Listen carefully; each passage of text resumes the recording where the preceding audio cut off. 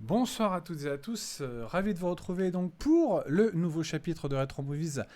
Cette fois-ci le numéro 32, donc on poursuit donc justement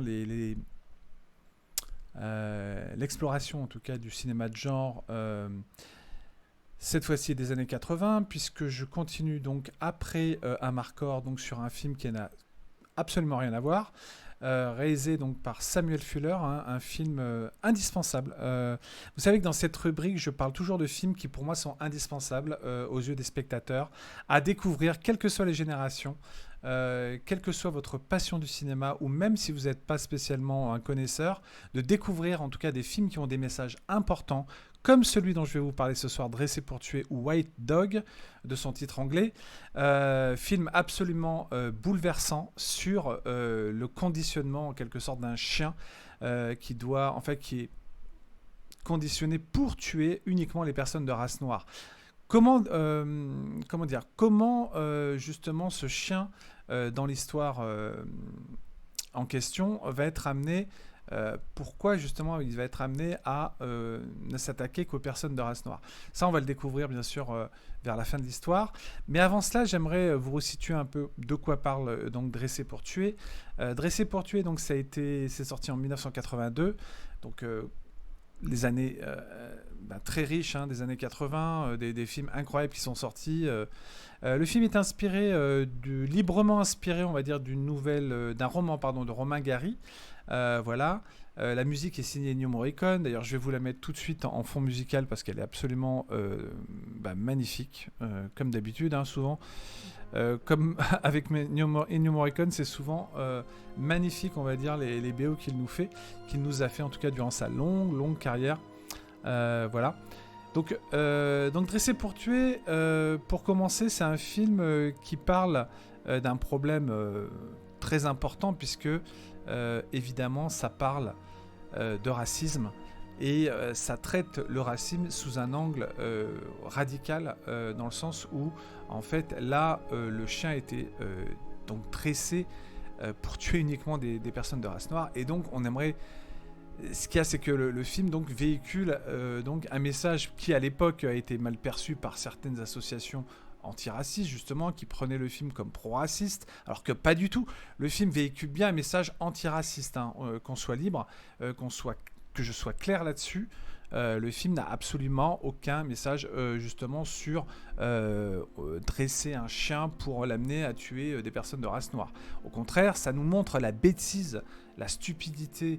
D'ailleurs, quand vous allez découvrir la vérité, justement, pourquoi le chien a été dressé pour s'en prendre qu'à des personnes de peau noire, vous verrez que c'est de haute volée, parce que vous verrez que c'est tout à fait logique dans l'histoire même de voir comment le chien a été justement amené à devenir ce qu'il est, quoi. C'est-à-dire un tueur vraiment implacable dès qu'il porte son attention sur une personne de peau noire. Alors, ce qui est intéressant, c'est donc raconte l'histoire de Julie, une jeune actrice en fait, qui recueille, on l'appelle, alors le chien est magnifique, hein, c'est une sorte de, presque un loup blanc, hein, mais ça en fait c'est la race, c'est un berger blanc, et donc après l'avoir accidentellement donc renversé, hein, elle l'emmène chez le vétérinaire, et puis après donc elle se prend de passion pour le chien, d'un attachement profond même, et puis finalement elle va se rendre compte, bon gré mal gré, elle va se rendre compte que le chien était dressé pour tuer donc les personnes de peau noire lors d'un défilé pour lequel elle va assister au défilé d'une amie qui travaille dans la mode. Donc le chien va ouvertement s'attaquer et même massacrer quasiment son amie devant tout le monde, devant les journalistes. Et voilà. Et donc suite à ce drame incroyable où elle est tétanisée parce elle n'en revient pas de voir comment le chien donc a réagi, etc. Donc elle refuse cependant de l'euthanasier. Et elle décide d'emmener le chien donc dans un zoo chez un dresseur qui s'appelle Keys, joué par l'excellent Paul. Je sais plus, Paul Winfield, c'est ça, qui est noir lui-même. Donc voilà, encore plus important, c'est que donc ce dresseur va essayer de l'exorciser en fait du racisme et du désir de tuer que le chien ressent. Le film vraiment est très très fort. C'est moi la première impression que j'ai en ayant vu Dressé pour tuer, c'est que c'est un film qui vous parle inévitablement. Pourquoi ? Parce que il est la réponse du réalisateur justement à tous les films qui s'attaquent, je dirais, plus ou moins bien en tout cas sur la thématique du racisme. Ici, on utilise un chien pour le rendre, tueur envers une race que certaines personnes détestent, en l'occurrence la race noire. Et le film, même si il a été vendu comme une série B presque horrifique et efficace, je dirais que ça va bien plus loin. Pour moi, c'est une expérimentation sur la lutte contre le racisme avec donc pour objet principal donc ce chien qui va donc devoir être redressé pour ne plus attaquer les personnes de race noire en fait. C'est-à-dire qu'en fait le dresseur qui va s'occuper du chien dans le film va essayer de le reconditionner dans l'autre sens, c'est-à-dire pour qu'il oublie justement cette pulsion meurtrière dès qu'il voit une personne de peau noire. D'ailleurs dans le film, évidemment quand elle sait que le chien donc s'attaque à des personnes de couleur, elle va bien sûr l'isoler pour pas qu'il soit à la vue de personnes, parce qu'évidemment des blancs, des noirs aux États-Unis, il y en a beaucoup, donc le chien il attaquerait à tout bout de champ. Voilà. Donc là, le chien elle va l'isoler à un moment donné pour essayer de comprendre et enquêter, pour voir d'où vient, son désir de tuer en fait. Et là, elle va s'apercevoir d'une chose assez incroyable quand on va découvrir le poteau rose. De voir qui l'a dressé en fait, conditionné pour faire ça et pourquoi et quel genre de personne est-ce, et vous verrez que la réponse est cinglante et d'une logique implacable, et on se doute bien que c'est pour ça que le film, je dis, n'est pas du tout un film qui prône justement ce genre faites pareil, vous voyez, c'est pas un film pour dresser son animal à faire des choses malfaisantes. Non, c'est un film qui délivre un vrai message, et c'est ça qui est fort. Moi je trouve que le film parle beaucoup quand même à tout être humain sensé qui donc voit les dégâts de ce que peut faire justement le racisme, je dirais, latent, implacable, les choses qu'on peut construire pour faire le mal, en l'occurrence se servir, comme je l'ai dit, un chien magnifique en plus, qui est très attachant, qui est au naturel, il est absolument un ours... pas un ours, je dirais plutôt, il est tellement, je vous dis, avec la jeune fille, il est adorable. Enfin voilà, on sent vraiment une osmose entre les deux dans le film. C'est très beau. Franchement, on croit à la relation entre le chien et la fille. Il s'attache rapidement à elle. Il en fait sa maîtresse. Mais le seul problème, c'est qu'elle ne peut pas gérer ce qui se cache au fond de ce chien, et qu'il a envie et qui ne peut pas réfréner ses pulsions meurtrières envers les personnes de couleur. Et là, le film montre aussi une sorte de cruauté aussi du noir persécuté. Vous voyez, une cruauté inacceptable, bien sûr.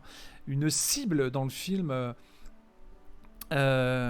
qui réveille en fait ce que justement, pourquoi le chien justement a été amené à être conditionné de cette manière. Et vous verrez que quand la jeune femme en tout cas jouée par l'excellente Christy McNichol va s'en apercevoir, ce film est vraiment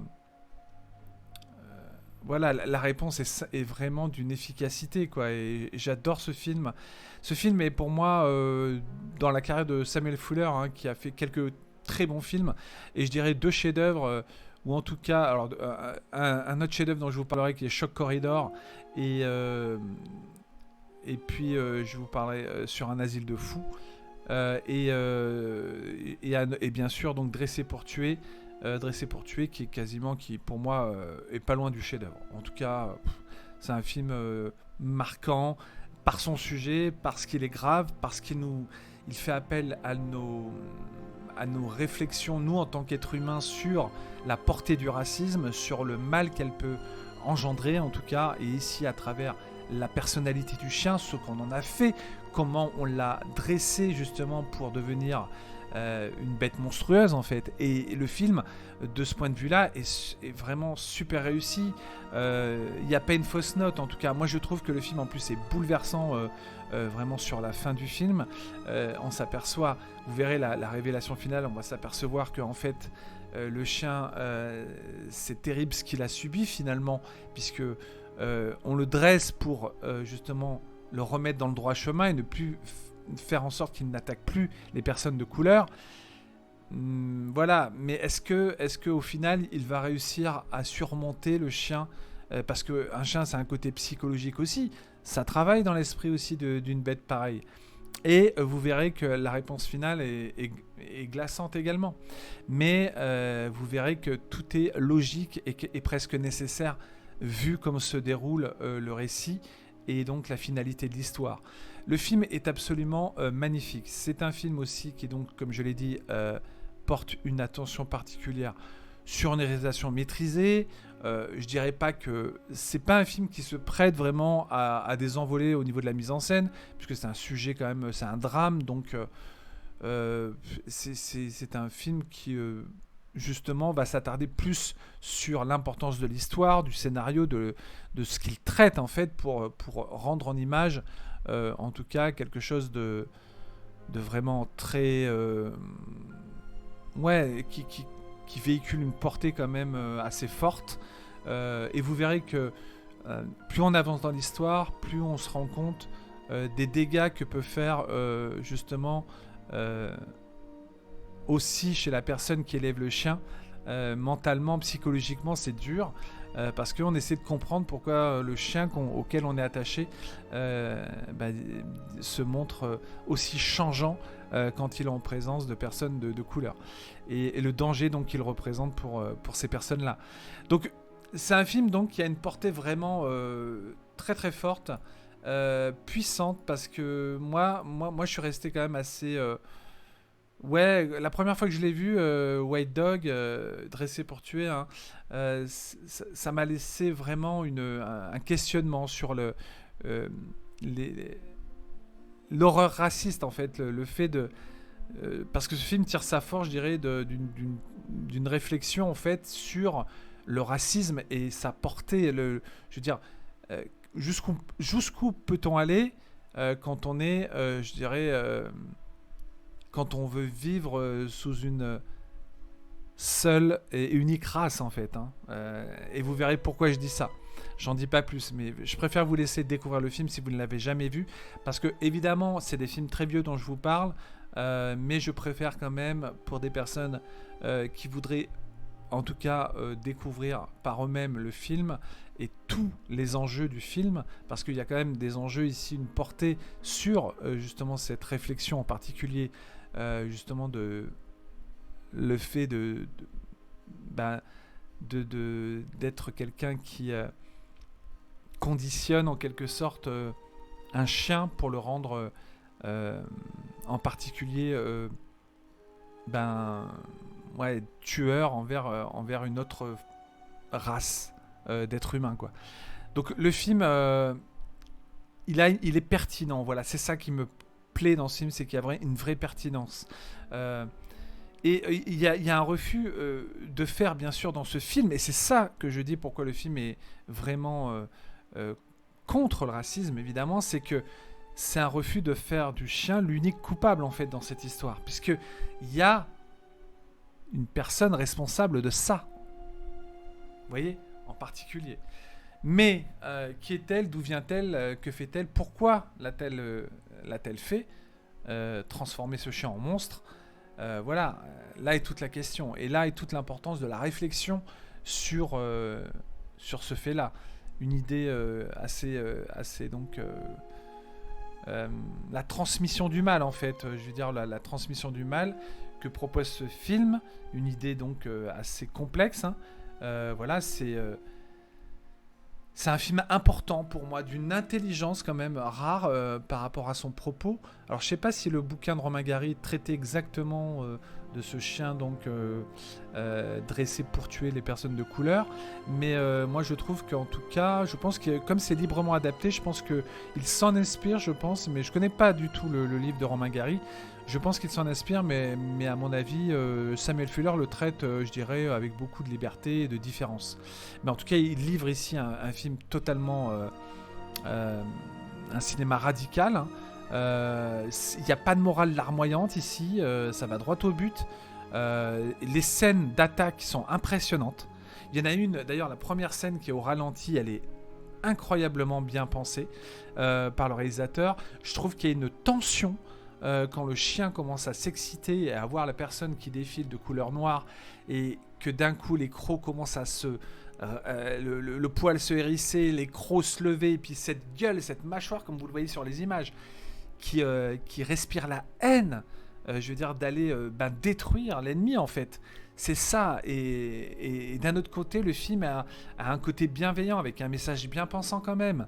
Voilà, mais c'est un film intense. C'est un film qui a des vrais moments d'émotion également. La relation entre elle et le chien, c'est attachant. Ce qui se passe à la fin, c'est bouleversant. Et c'est parce que c'est attachant, justement, parce qu'ils étaient attachants. La musique, ou son absence parfois, la musique de Morricone, qui est toujours juste, comme il faut. D'ailleurs, vous l'entendez, ça c'est le thème du crédit final, mais ça compose toute la... justement, je veux dire, le côté dramatique de cette histoire qui est au final bouleversante.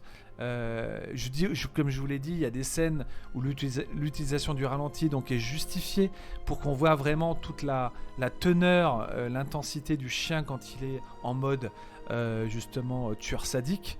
Voilà, les acteurs sont très bons, Christy McNichol, Paul Winfield, Burl Ives. Voilà, il y a vraiment une belle distribution.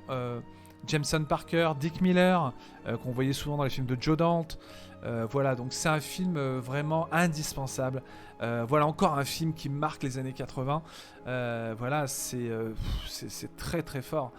Moi, le film, vous voyez, j'en parle et je suis toujours, je vibre. Et j'ai même du mal à le revoir parce que c'est un film qui pour moi, véhicule un message vraiment très fort dans le fait que justement le racisme est une plaie et donc peut être totalement néfaste sous l'influence de personnes qui sont des monstres elles-mêmes, des humains en fait, des humains qui créent ce genre de monstres.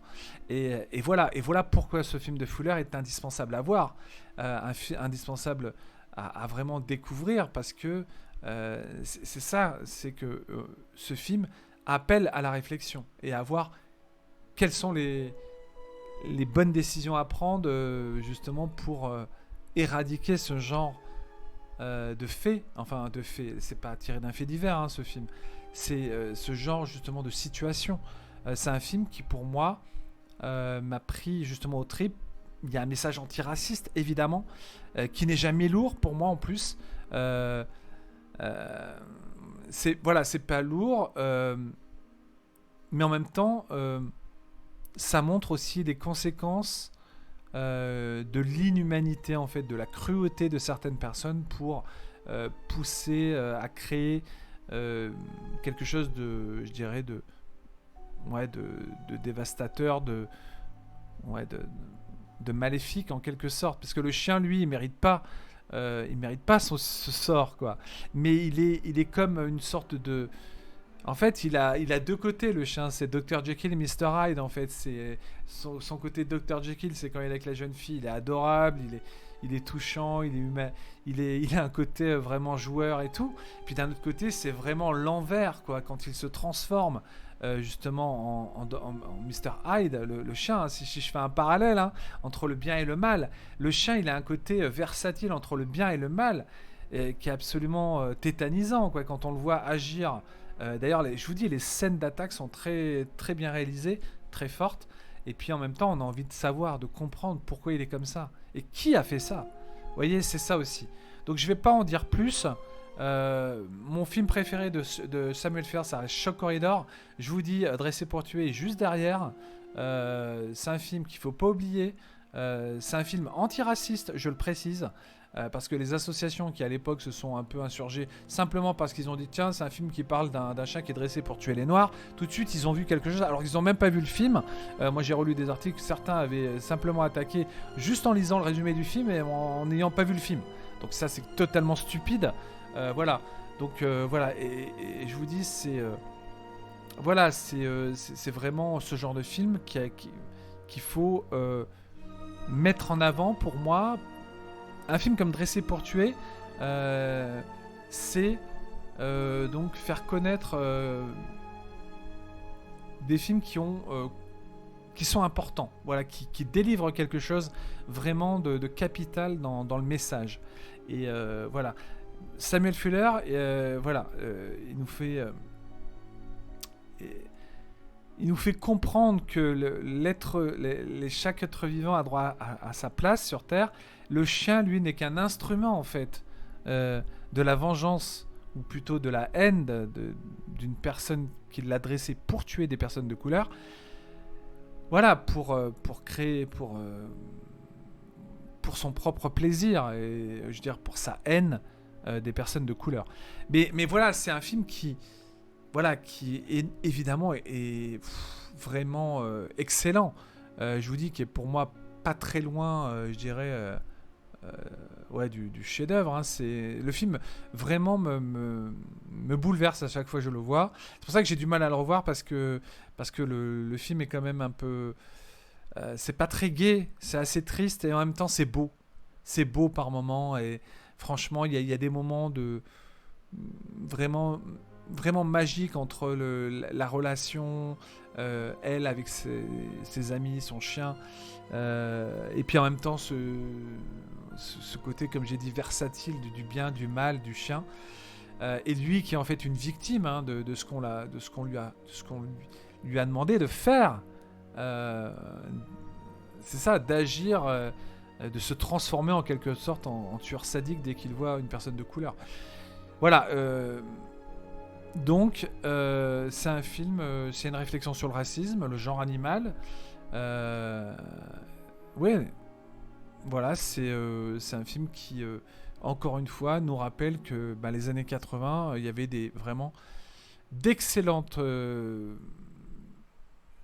au cinéma, il y avait vraiment des choses vraiment excellentes, différentes. Innovantes, la façon de les traiter. Puis quand on avait des grands réalisateurs comme Fuller à la caméra, Fuller qui est quand même un réalisateur qui a fait pas mal de films, je vous dis, c'est pas un débutant Samuel Fuller. Samuel Fuller, il est décédé à 85 ans, en 97. Et puis, faut pas oublier les films qu'il a fait quand même. Il a fait des sacrés films. Il a fait une vingtaine de films, dont bien sûr le célèbre Shock Corridor. Tétanisant ce film également, voilà. Faut pas oublier bien sûr le film de guerre Au-delà de la gloire. Il y a eu aussi Le Jugement des Flèches, un western. La Maison de Bambou, un super polar. Le Démon des eaux troubles, Port de la drogue. 40 tueurs, voilà. Crimson Kimono, Les bas-fonds new-yorkais, Les Maraudeurs attaquent, et voilà. Et Police spéciale, etc. Donc voilà. Franchement, je vous invite à découvrir donc ce film, donc White Dog. Autrement dit, Dressé pour tuer.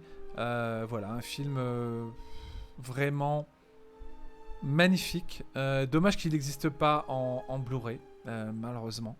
Je ne crois pas qu'il existe en Blu-ray.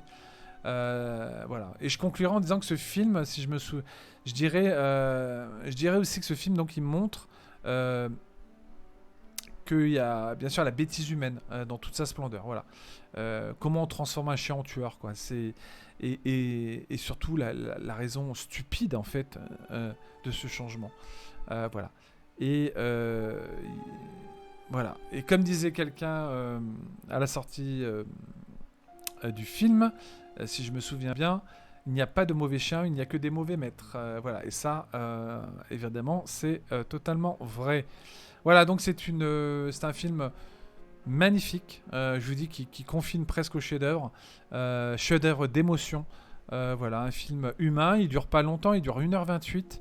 mais c'est une efficacité jusqu'à la fin. Voilà. Et un film humain aussi qui fait longuement réfléchir sur les dangers du racisme. Voilà. Donc merci à Samuel Fuller pour ce film très très beau, très émouvant.